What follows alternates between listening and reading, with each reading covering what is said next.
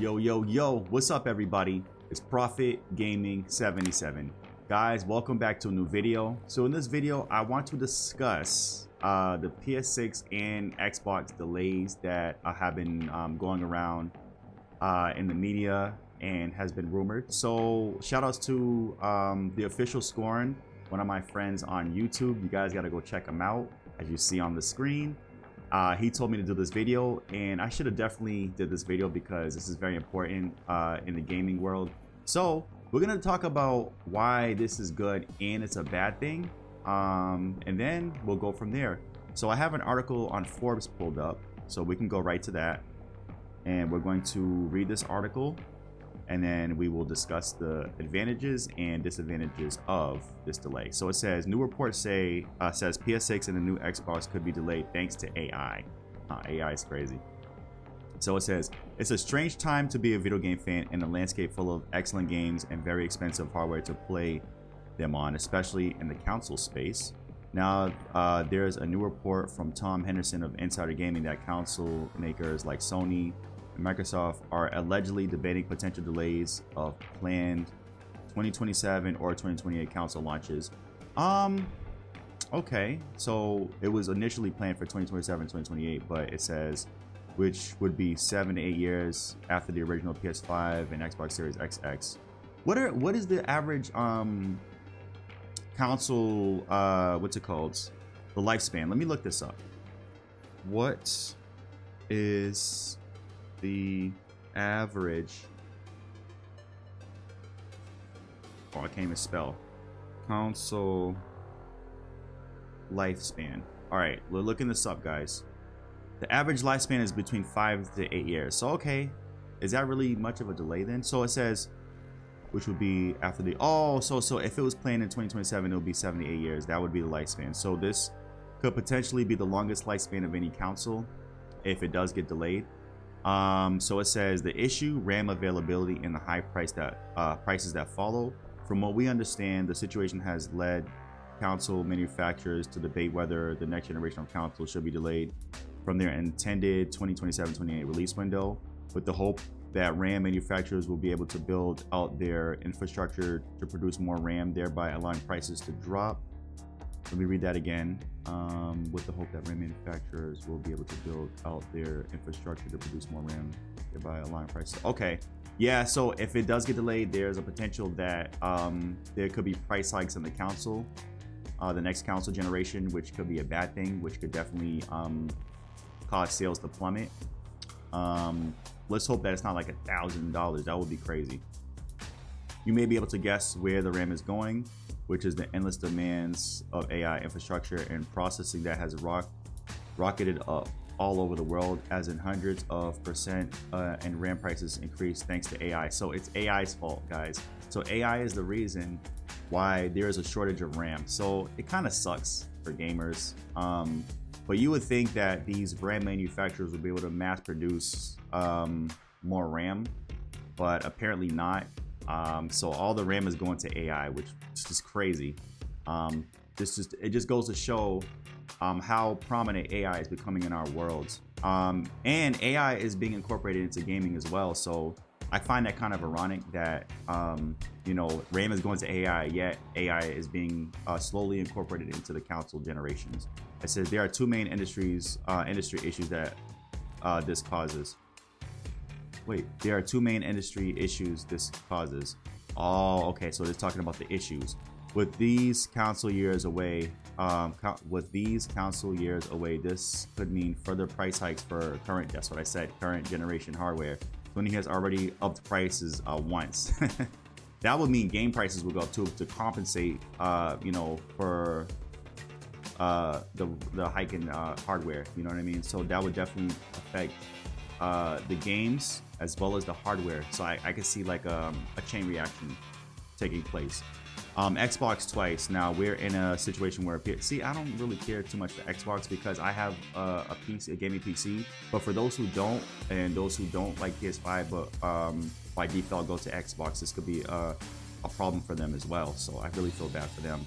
Now we're in a situation where PS5 costs more than it did at launch 5 years ago, in an industry where prices were supposed to go down. Yeah, because they're trying to basically compensate for you know, production and the price of RAM, you know. So that's one way in which they're you know, what's it called?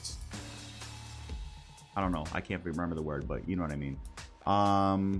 Microsoft meanwhile has now had counteract the prices. That's the word, counteract, word of the day. Has now had to increase the price of consoles like the 2TB Xbox Series X. You know, that's a shame because I was thinking about getting an Xbox, but now, and I thought Xbox wasn't going to be participating in the next generation of consoles, so we'll see. So an eye-popping 800. Oh my God, $800? Who's paying that in this time during this economic time? Who's doing that? Nobody. That the price and others contributing to Xbox hardware sales falling off a cliff. Wait a minute, let me read that again. Has now had the increase of price console 2TB popping. That price and other contributing Xbox hardware sales falling off a cliff. Yeah, Nintendo has thus far avoided price hikes on its new Switch, though it launched at $450, far above the $300 of the original Switch. Yeah, that's like about $150 more. The Switch One recently saw a 10% price increase itself. I'm sorry guys, I'm reading slow here. Just trying to take this all in. Then the obvious next step, if these current consoles cost this much, what on earth are we talking about as a price for the next generation console? Right, I'm thinking it's going to be $1,000. PlayStation 6 or the next Xbox. And you know what? Guess what? That price, that $800 to $1,000 price range, is going to be for the digital version. So I think the $800 is going to be the digital, and then the $1,000 is going to be the one with the disc. That's going to be crazy, and I don't see that price going down, and I don't see the price of RAM going down either, man. Like, this is crazy, especially due to the cost of living. So you know, the cost of living is not going down, it's going up, so naturally everything else goes up with it, and people can't keep up with the cost of living because the places that people work at, they don't give them cost of living raises. So that's a COLA raise. So that's kind of sucks. My job does, not to rub that in, but my job does, thankfully. But still, man, this stuff is still too expensive. Even with the cost of living raises, it's still too expensive. You know, it's too expensive to live in the United States of America. I'm sorry, this is crazy.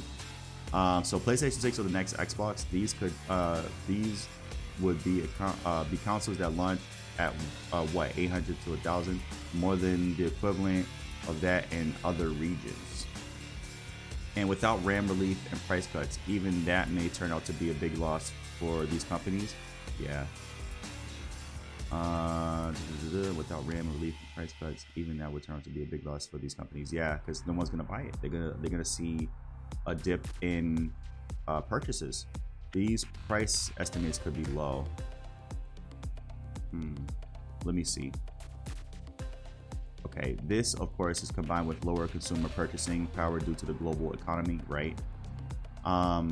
Where consumers are less inclined to spend potentially $1,000 on a gaming console that used to launch at $300, as rent and groceries and other goods or services also now cost more. That's what I just said. Yep. Not RAM level increases, but spikes all the same. Okay. AI continues to devour the world in various ways, whether that's job replacement or its hardware demands. Right now, there does not appear to be an end in sight. Yeah, so guys, that is the article. And man, that is some crazy stuff. So let's discuss the advantages as well as the disadvantages of the delay. Well, one of the advantages of this delay is that they have more time to manufacture and work on their the PS6, and it can be a better launch than the PS5 launch, because the PS5 launch was really bad because of COVID, unfortunately. So you know, and then the people, there were what do they call it, scalpers, is that what they call it? They were buying up all the PS5s and selling them at ridiculously high prices, $1,000. And now we're learning that that could be the price of the PS6. And due to the global economy, no one's going to be able to afford that. You know, people are not willing to pay $800 to $1,000 for a gaming console. It's got to be affordable. But because of the RAM and because of AI, we have them to thank. and the economy to thank for the price hike. So yeah, but the advantage of this delay is that they have more time to work on the PS6, and they can learn a lot from the mistakes of the PS5 generation, and they can improve on that and make a better console going into 2027 to potentially 2030. And by then we'll probably get GTA 6. We probably won't have GTA 6 by then, but anyway, that's not here. We'll probably get a PS6 before we get GTA. Just saying. But yeah, man, this is crazy. But that's the only advantage I really see. And there could be an advantage in the sense that you know, things could go down, but that's just wishful thinking. I don't know if that will happen. I don't see that happening. But you guys already know the disadvantages, obviously. You know, $800 to $1,000. So I'm seeing that the $800 will go to the digital version of the PS6, and then the $1,000 will go to the obviously the disc version, which I'm gonna be getting because I'm a physical media guy, trying to keep physical media alive. But yeah, man, RAM is going up, and that's affecting our worlds in a very big way because that is being contributed to AI. AI is permeating every facet of our world and society, which is a scary thing too, because you know, AI, you know, you see the AI videos and they look near real, so you can't even tell the difference between what's real and what's not anymore. But yeah, man, this is definitely going to affect Sony in a major way because, like I said, no one's going to be willing to pay $800 to $1,000 for a console, so they're definitely going to see the sales plummet. So this could potentially be just as bad a launch as it was for the PS5 era, so who knows. But I will be getting it, but I don't think I'll be getting it day one, if that makes sense. I'll wait because I do have a gaming PC, so you know, they're probably going to release, for those who can't afford it, the PS6 games on the PS5 for those who own the PS5, just like they did with PS5. So they released PS5 games on the PS4, and eventually they ended the PS4 console generation, so that came to an end. But it took, you know, PS4 lasted a very long time. That might be the longest standing console lifespan of any console generation. I don't know. But yeah, guys, comment your thoughts. Let me know what you guys think about that. Will you be picking it up day one? Is this not a problem for you, or is this something that you are worried about as far as prices are concerned and delays? What are your thoughts on the delays? Do you care about the delays? Are you content with the PS5 right now? Actually, another thing too, a good thing about this delay, I just thought about this, is that they have time to redeem themselves, the PS5 generation. They have time to release really good games, new IPs, not remakes and not remasters, and ports, to redeem the PS5 generation, because it's not how you start, it's how you end. So I see that also as an advantage. So yeah, again, let me know in the comment section, guys. Let me know what you guys think about this whole delay situation. Is it a good thing, or is it a bad thing, or is it a little bit of both? Comment down below, let me know your thoughts, and let's talk. See you guys in the next one. Peace.